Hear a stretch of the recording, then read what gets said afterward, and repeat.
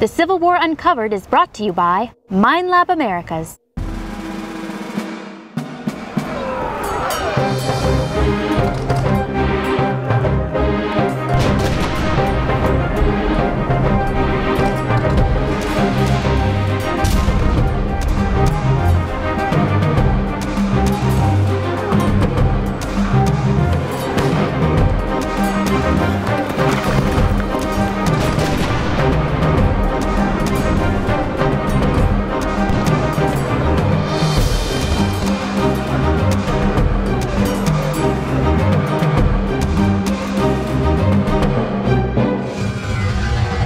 Welcome to episode 4 of the Civil War Uncovered.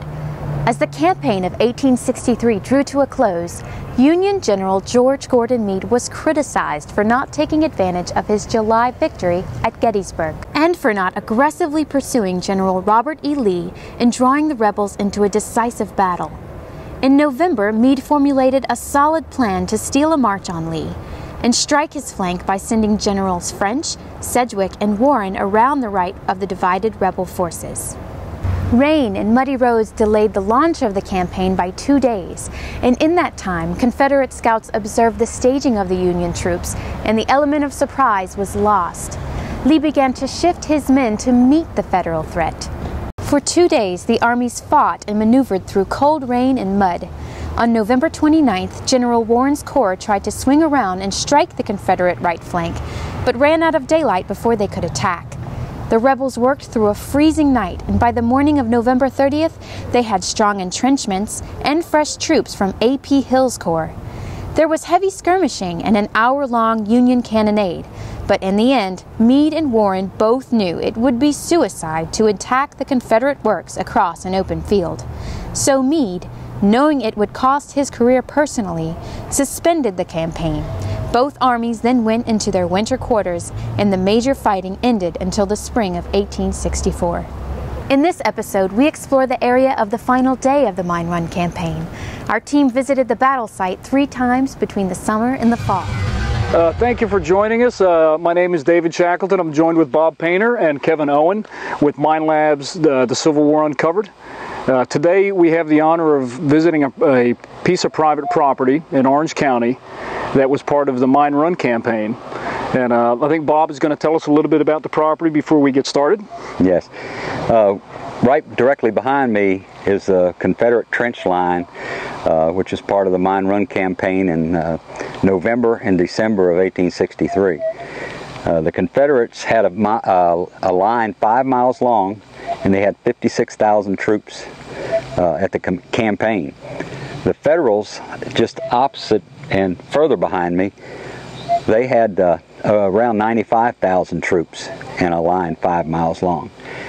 And basically they faced off with each other for 3 days until the morning of December 1st. The Confederates woke up and there wasn't a Federal soldier to be found. So this was, the Mine Run campaign was the largest Civil War battle that never happened. We've got external speakers so you can hear some of the action, and we're looking forward to you following along with us and seeing what comes out of the ground.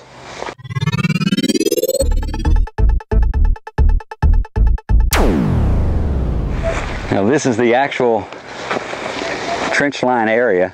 The trench line is got filled in over time by farmers, you know, for farming purposes. So you really can't see it, but it's here.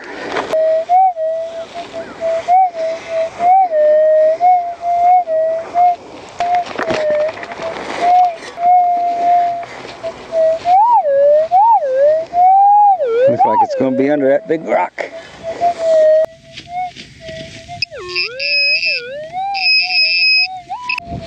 I'm just being real careful. Oh. Aha. Now this is going to be a button. Whenever you see that little bit of green there and you're on Confederate territory, you want to dig real careful. Just barely see that little piece of round brass that's going to be a button. And to the right you'll see the shank sticking up. Buttons with shanks are good. And that turns out to be an eagle button, which is associated with the Federal troops. But like I said, the Confederate jackets had as many of these as they did Confederate buttons. And I think it's We'd call this a plain Jane. It's not going to have any gold gilting on it, and it doesn't have anything in the center but a shield. Some of them have an I, a C, an A on the breast of the eagle, and it's all there. And the reason I keep going back and forth in different directions, I'm trying to find the center of the target so I don't dig right into it.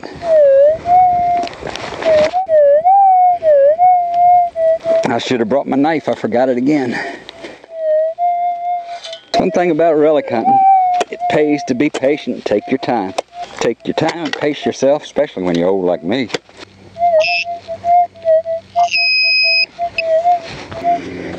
You can see the outline of something there. See a little bit of white right there.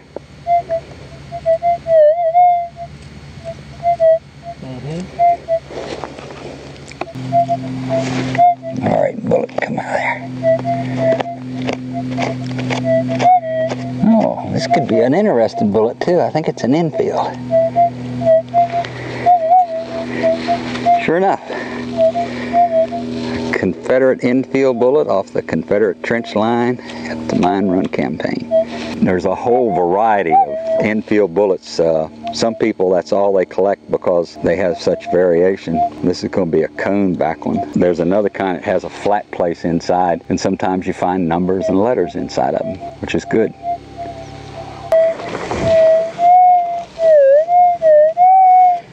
That low sound sounds like a bullet to me. And then when it has a little higher, sharper sound, it possibly brass. Since I think it's a bullet, I'm gonna risk it. And just dig it out there.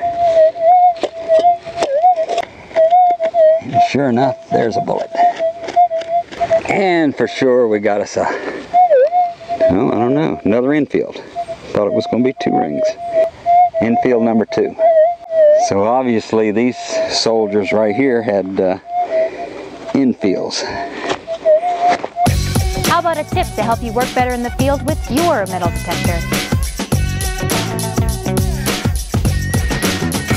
Hi, I'm Kevin Hoagland from Mine Lab Americas, and I'm here today with the folks from the Civil War Uncovered to bring you a few technical tips for better using your metal detector.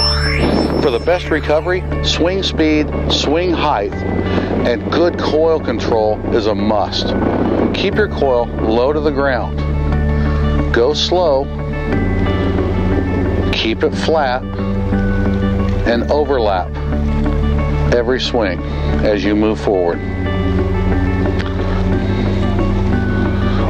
At the end of your swing, never arch. Proper coil control is the secret to becoming successful with any metal detector. Follow those simple tips, keep your eye on your coil, and you too will be successful.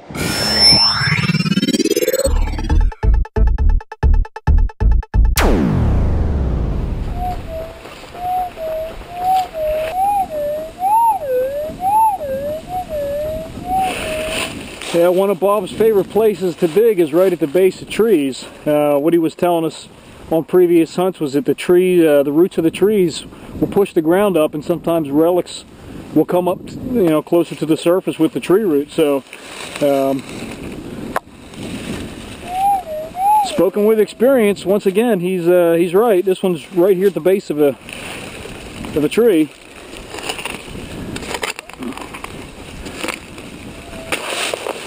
I don't like the sound of that one.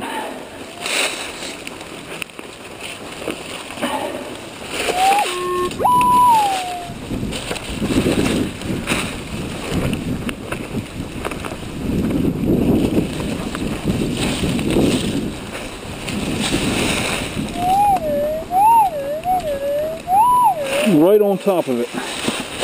Right on top of that root.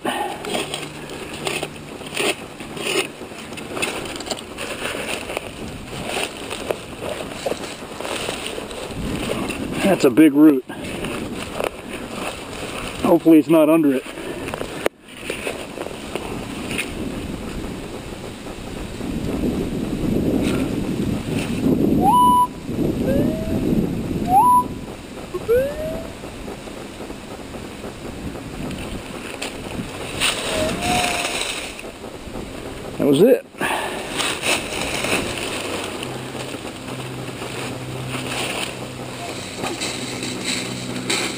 shell fragment? Yeah, it looks like a fragment to a shell. Maybe it's thick in its iron and it's got a little bit of curve to it. So maybe a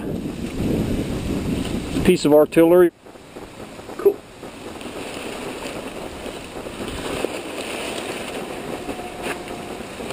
I'll go back to headphones until I find another one.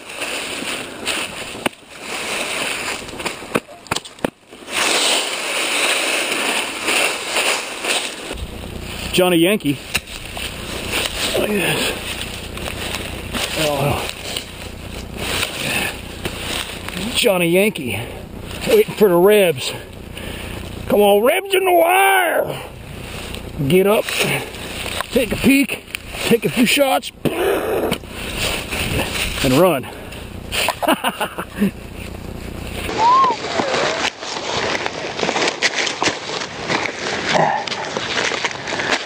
Little tiny pieces of shell, artillery shell.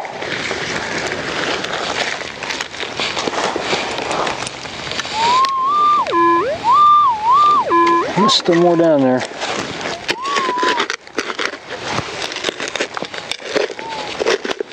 You can see the rock and the clay. There's a piece right there.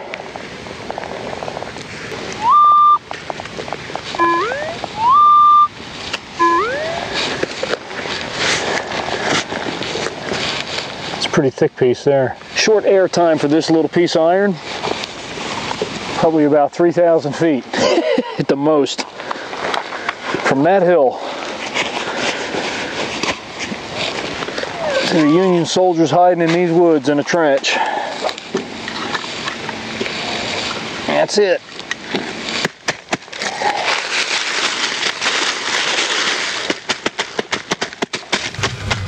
Earlier in our show, you saw Relic Bob find bullets from an Enfield rifle on a Confederate battle line. Reenactor and firearms expert Steve Davis tells us more about Enfield rifles and ammunition.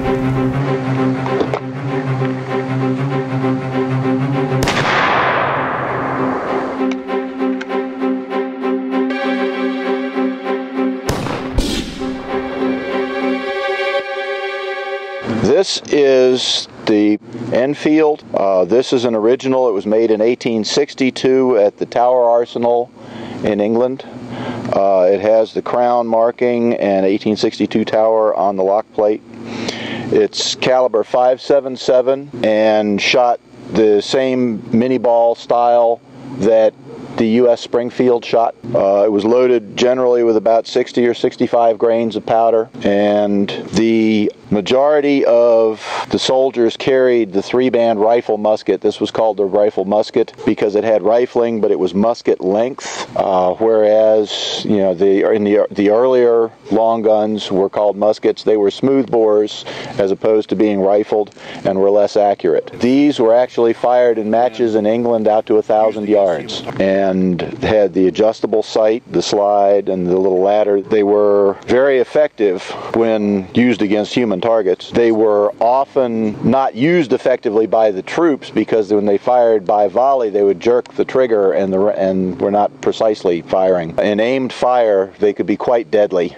And as I say, out to 1,000 yards. The majority were probably fired 100 to 300 yards during the war. There were the mini-style projectile developed by a Frenchman named Minier, M-I-N-I-E, and it is cast with a hollow at the base that when fired, it allowed the actual projectile to be smaller than the bore diameter.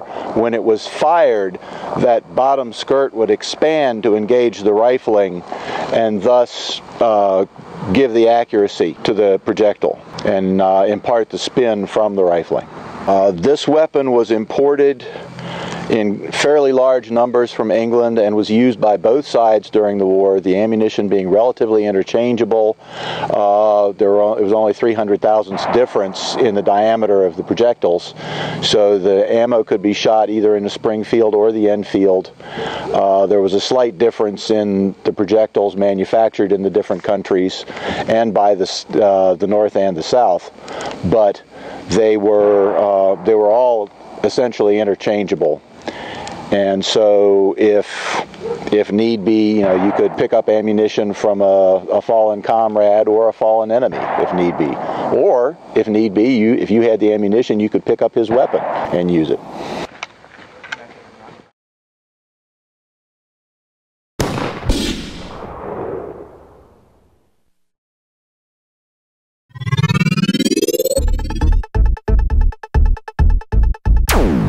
Here I am carrying a $3,000+ metal detector and a $6 shovel.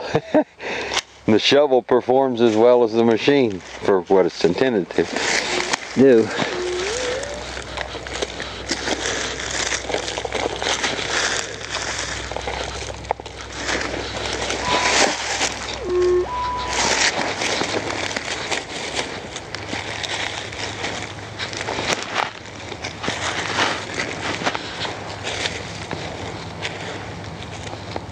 It should be visible.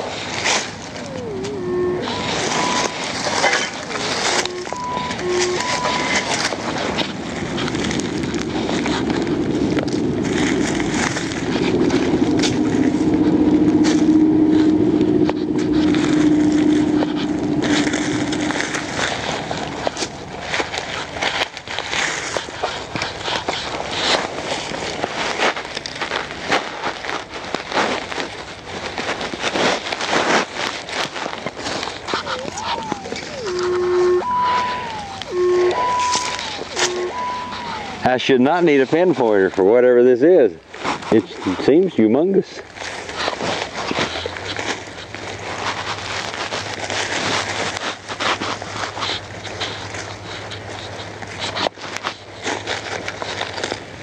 Oh, it's hiding in a crack. Oh, we finally found us a nice bullet, a round ball. That's 69 caliber. See, it's kind of a large, definitely Civil War. Definitely 69 caliber. There's two types of round balls. One is a standard, just plain old round ball. It comes by itself. And sometimes, if they're loaded in the gun and then taken out, you can see these little dimples on them. Little dimples where becomes a buck and ball. There was a round ball with 3 buckshots in the cartridge. And the reason I wanted to look at that is because we dug this right there, and we dug a buckshot over here, which could be a part of this as a buck and ball, but you never know for sure unless you see the little dimples in it, and I don't see them. But it's still cool. Finally, a mine run bullet on the federal side.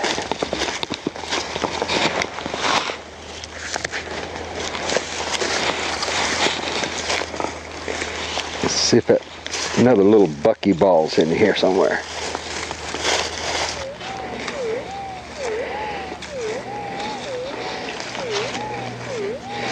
Well, that's already amazing. Something else right there, but it's got a different sound.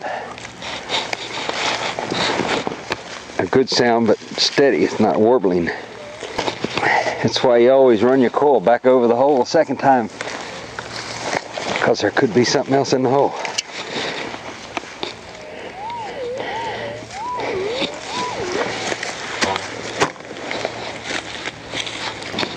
Well, that kind of stuff goes with a campfire. You find a whole bunch of pieces of melted lead and who knows what else.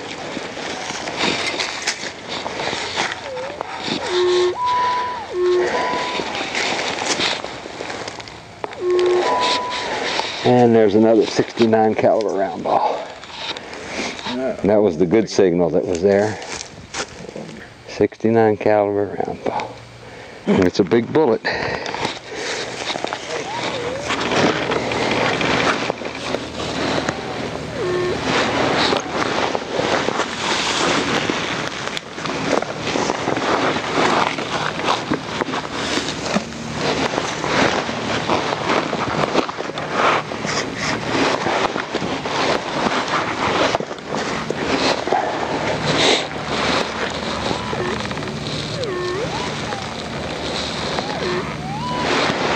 No. That's interesting. A big old thick piece of iron. It almost looks like a tuning fork or something that's been split. Drop it. Oh, sweet. Yeah.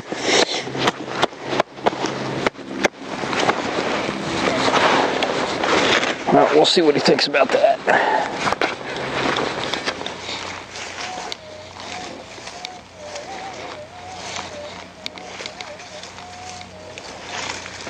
Well, let's take a look and see what it is.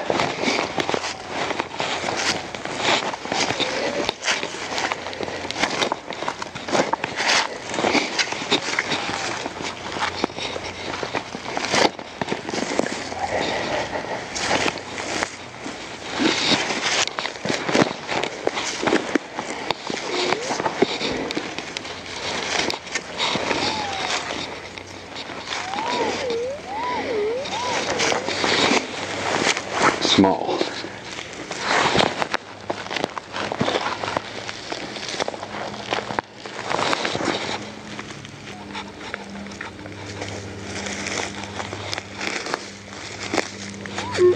Hey, I got lucky.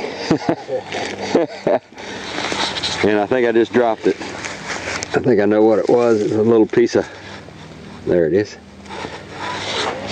Buckyball. These could be buck and ball 69 caliber round balls with 3 buckshots. They come in 58 and 69 caliber, and they would come with a large round ball and 3 buckshot, a big round ball, and a tube of black powder, and they called them buck and ball. You would take and tear the powder end of the cartridge off, pour the powder in, and then push the whole thing down in with the buck and the ball still wrapped in the paper. Shove it right down in the barrel. When you fired it, you had 4 bullets coming out of the barrel. Somewhere they did a study after the Civil War. They wanted to see how accurate a rifle was with just a round ball versus what kind of damage would happen if you used buck and ball instead. And they set up a bunch of paper silhouette targets, and they fired a couple of volleys with just round balls. And I forget the exact numbers, but you know, they hit a target or two. You know, maybe 10% of the targets were hit by a round ball. Then they loaded up all the rifles with buck and ball, and they fired at the same targets. And something like 80% of the targets were hit by something. So apparently it was a very effective cartridge to use, probably more short range than long range. So this is a hard place to hunt. You don't always go relic hunting and find a lot of stuff, but no. One thing about it, everything you do find is historical. It's saving a relic from the Civil War. Well, I've had a lot of fun. Oh, me too. Once again, thank you for relic hunting with me. It's been a pleasure, always is. Every time I'm with you, I learn something. Your mission between now and the next hunt is to figure out what that is. And all the other ones, I'd love to know what that is. I can do it. I bet you can. That is part of the musician's tools. When they get ready to play before the battle, this was a tuning fork, and they'd strike it and they'd all get in key. Now if you can find the rest of it, that's pretty rare. Tuning fork. I'm not believing them, just so you know. As we say goodbye for this episode, we'd like to leave you with a special preview, so stay tuned. Right after our credits roll, you'll see a feature on a special event at an historic presidential property.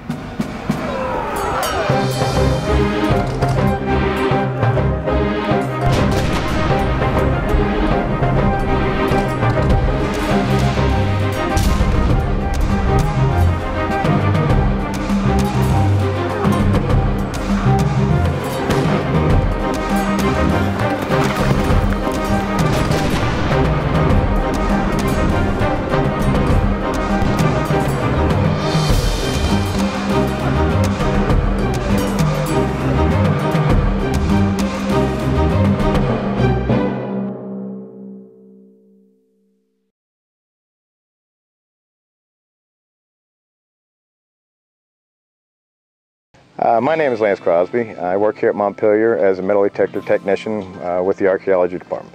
Number one, being on a historic property is mind-blowing. It's incredible. It's an incredible work atmosphere.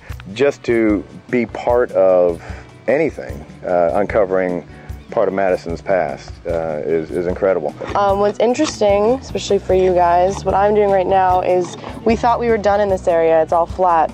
And then Lance came in with a metal detector and found a bunch of hits.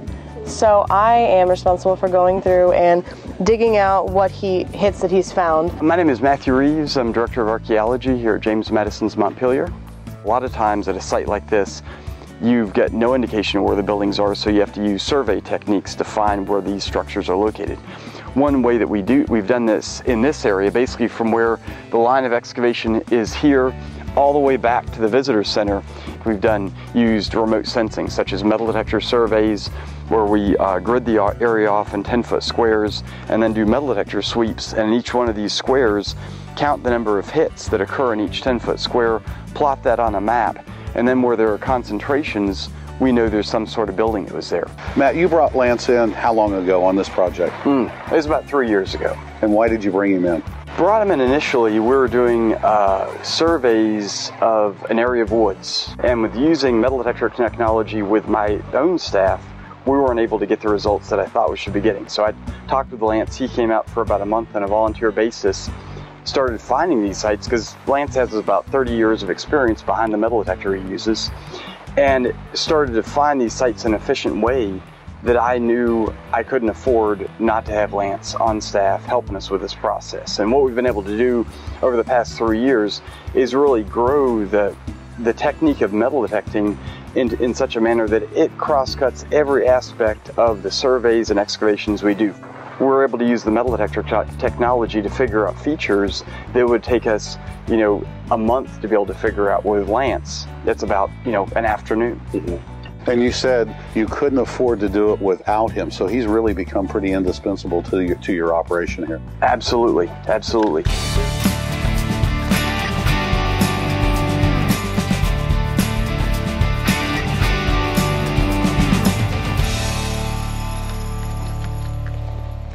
That's very cool. That's a lot of fun. It's a little bit different than what you're normally used to, is digging, finding a signal, digging it, finding a signal, digging it. But here, you got to look at it as a long-term project. So you'll see this go from the skewers going into the ground to eventually to the site like we were up on the hill. Oh yeah. To it being down in some places 2-3 feet. You're not now just looking at one small hole with one artifact, and you're looking at the whole site. Yeah, you're looking at a very big site.